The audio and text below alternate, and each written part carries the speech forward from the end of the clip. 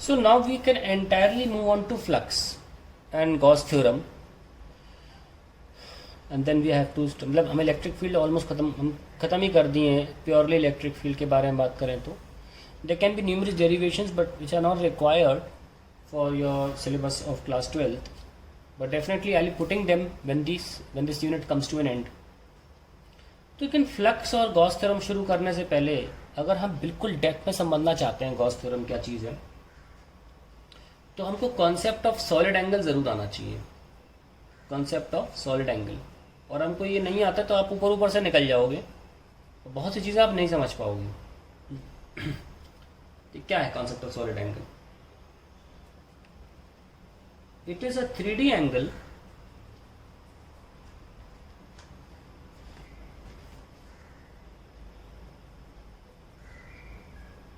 enclosed by a conical surface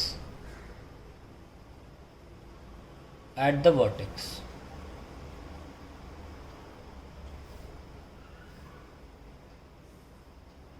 बना लेते हैं.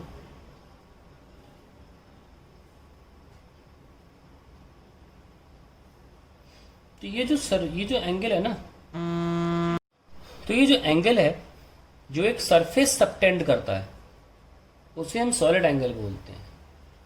सरफेस सबटेंड करता है, we call it a solid angle. और इसका एक रिलेशन होता है 2D एंगल से, थीटा से. Solid angle is denoted by capital omega. Now आपने स्मॉल ओमेगा देखा होगा जिसे वर्क फंक्शन दिखाते हैं, एंगुलर स्पीड दिखाते हैं. कैपिटल ओमेगा ओम्स वाला होता है ये. और हम इसको कभी कभी 3 डायमेंशनल एंगल भी बोलते हैं. मतलब होता तो यही पर बोलते भी हैं 3 dimensional angle. Unit used for measurement of solid angle is steradian.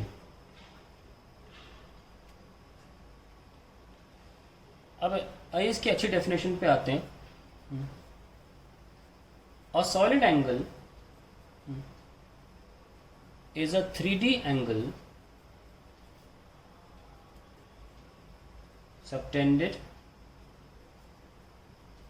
by a surface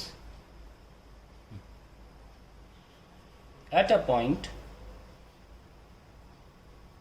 by joining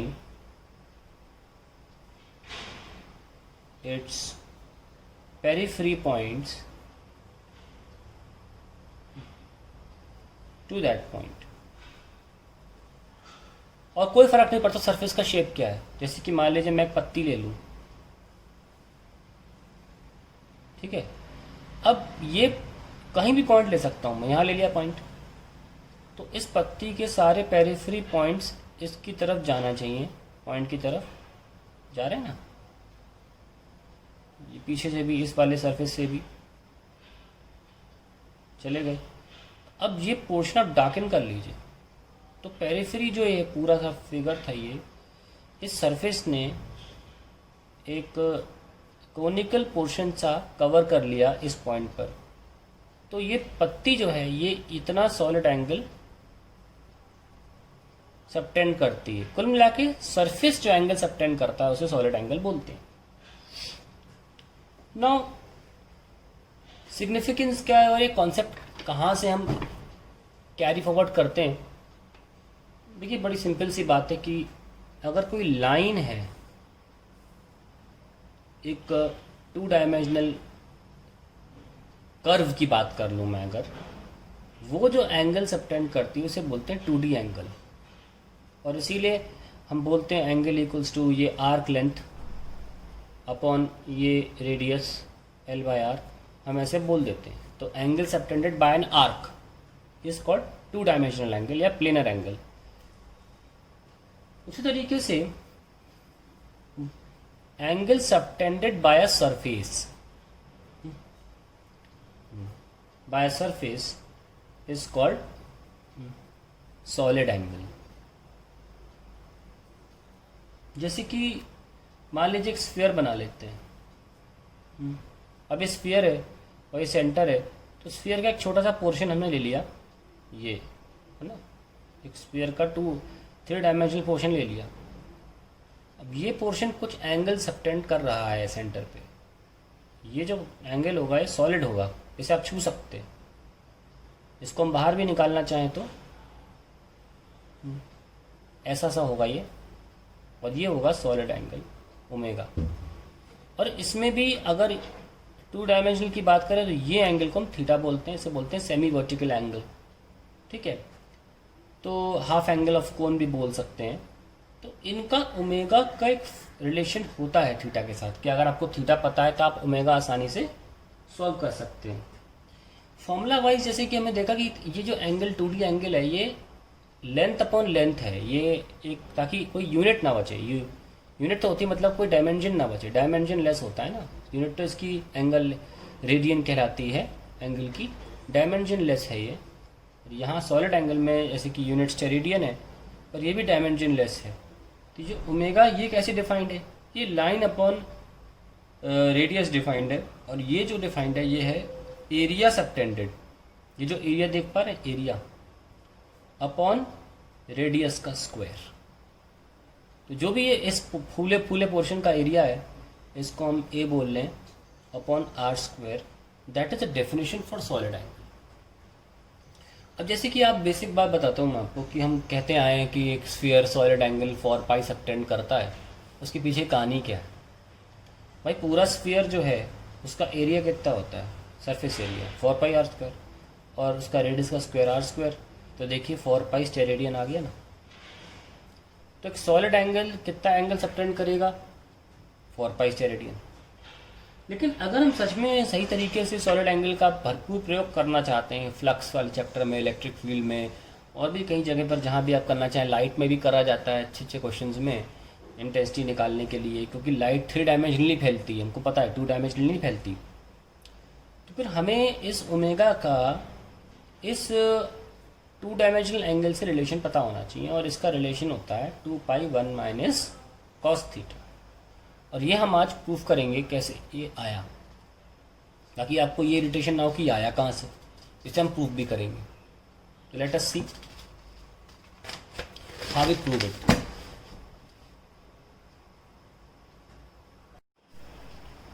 relation in solid angle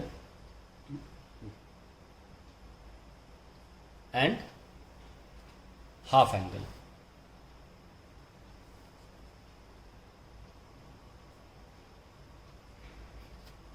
of cone. तो एक हम कोन बना लेते हैं।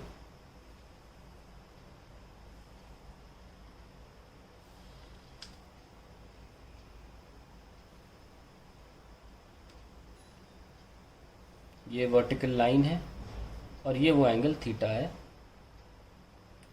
जिसको हम हाफ एंगल बोलते हैं। अब मान लीजिए एक छोटी सी स्ट्रिप ले लीजिए, बहुत छोटी सी, जिसका एरिया ds के बराबर हो। पीछे भी है वो, तो दिखेगी नहीं क्योंकि हम सामने देख रहे हैं, पेपर भी 2D है पर पीछे भी है। ओके, ऐसे। तो अगर हम आपको फ्रंट व्यू में दिखाना चाहें तो सर जो कोण होगा वो, मैं ऐसे की बात कर रहा हूँ ना, ये वाला। ठीक है, और मान लीजिए कि यहाँ इस तक एंगल जो है वो फाई है, सॉरी फाई, और ये स्ट्रिप की जो थिकनेस है वो डी फाई है। ठीक है, और यहाँ तक पहुँचने के लिए जो रेडियस है उसको हम x ले रहे हैं। जो स्ट्रिप ली है, मतलब यहाँ पे अगर देखना चाहें तो ये जो दूरी है ये x है, और इतना पोर्शन जो है इसे हम dx बोल सकते हैं, जिसको हम बाद में लिख के दिखाएंगे कैसे लिखते हैं एंगल के फॉर्म में। तो अब देखिए ज़रा, इसका हमें एरिया निकालना है। Area of elemental ring of radius x। तो अगर इस रिंग को आप बाहर निकालें,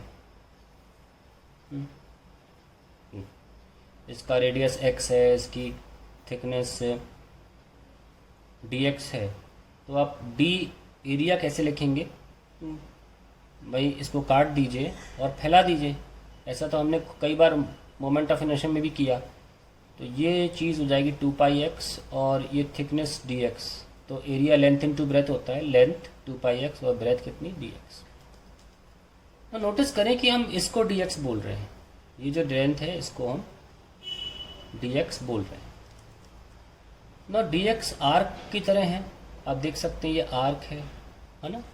और रेडियस जो है वो स्मॉल r ले रहे हैं हम, तो रेडियस तो हमने स्मॉल r ले लिया, तो आर्क हमें मिल गया। आर्क लेंथ ये है, रेडियस जो है वो r है। तो d फाई कैसे लिखोगे? Angle equals to arc upon radius. So now you know how to write dx in terms of angle r d phi. Very very important. और यहाँ पे जो